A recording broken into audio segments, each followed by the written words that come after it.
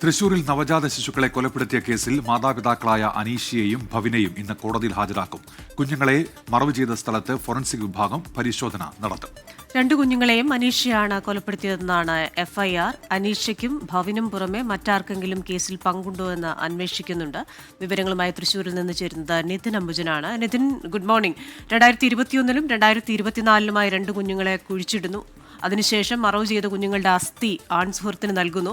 ഒരു ദിവസം പെട്ടെന്ന് ഒരു പ്രകോപനവുമില്ലാതെ ഇയാൾ ഈ അസ്ഥി പോലീസ് സ്റ്റേഷനിൽ കൊണ്ട് ഹാജരാക്കുന്നു. ഇതിന് പിന്നിൽ ഉത്തരം കിട്ടാത്ത നിരവധി ചോദ്യങ്ങളുണ്ടല്ലോ നിതിൻ. കഴിഞ്ഞ ദിവസം തെളിവെടുപ്പ് നടന്നല്ലോ. ഇന്ന് എന്തൊക്കെ കാര്യങ്ങളായിരിക്കും നടക്കുക? Christina, Unmesh, good morning. അങ്ങനെ ഉത്തരം കിട്ടാത്ത നിരവധി ചോദ്യങ്ങൾക്കുള്ള ഉത്തരം തേടിയാണ് പോലീസിന്റെ അന്വേഷണം ഇപ്പോൾ ആരംഭിച്ചിരിക്കുന്നത്. നമുക്കറിയാം, സിനിമാ സ്റ്റൈലിലെ പോലെ വെല്ലുന്ന തരത്തിലായിരുന്നു കഴിഞ്ഞ ദിവസം പുതുക്കാട് ഈ സംഭവം അരങ്ങേറിയത്. ഭവിനും അനീഷും ഇപ്പോൾ പോലീസിന്റെ അറസ്റ്റ് രേഖപ്പെടുത്തിയിട്ടുണ്ട്. ഇന്ന് കോടതിയിൽ ഹാജരാക്കും. കൊലക്കുറ്റ ചുമത്തിയാണ് രണ്ട് എഫ്ഐആറുകൾ ഇപ്പോൾ എടുത്തിരിക്കുന്നത്. നമുക്കറിയാം, 2021-ലും 2024-ലുമാണ് ഈ സംഭവം നടക്കുന്നത്. പോലീസ് ഇന്നലെ അവിടെ എത്തി തെളിവെടുപ്പ് നടത്തിയിട്ടുണ്ട്.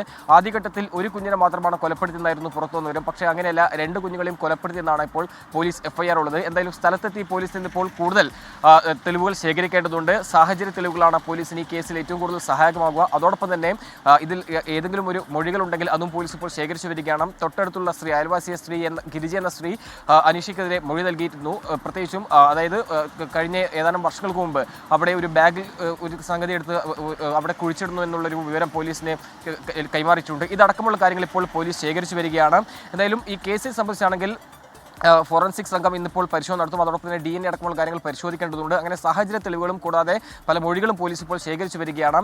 നമുക്കറിയാം, 2021-ലും 2024-ലുമായി നടന്ന സംഭവത്തിൽ ഇതുമായി ബന്ധപ്പെട്ട് ഇന്ന് കുഴികൾ തുറന്നുള്ള പരിശോധനയടക്കം പോലീസ് കടക്കേണ്ടതുണ്ട്. അതുമായി ബന്ധപ്പെട്ട് കൂടുതൽ അന്വേഷണം ഊർജിതമാക്കി തന്നെ മുന്നോട്ട് കൊണ്ടുപോകാനാണ് ഇപ്പോൾ പോലീസിന്റെ തീരുമാനം. എന്തായാലും ഇന്ന് രാവിലെ തന്നെ പ്രതികളെ കോടതിയിൽ ഹാജരാക്കുമെന്നാണ് ഈ ഘട്ടത്തിൽ നമുക്ക് നൽകാവുന്ന ഏറ്റവും പ്രധാനപ്പെട്ട വിവരം. ഉന്മേഷ്, ക്രിസ്റ്റീന. ശരി, നിതിൻ അംബുജനാണ് വാർത്തയുടെ വിശദാംശങ്ങൾ ഇപ്പോൾ നൽകിയത്.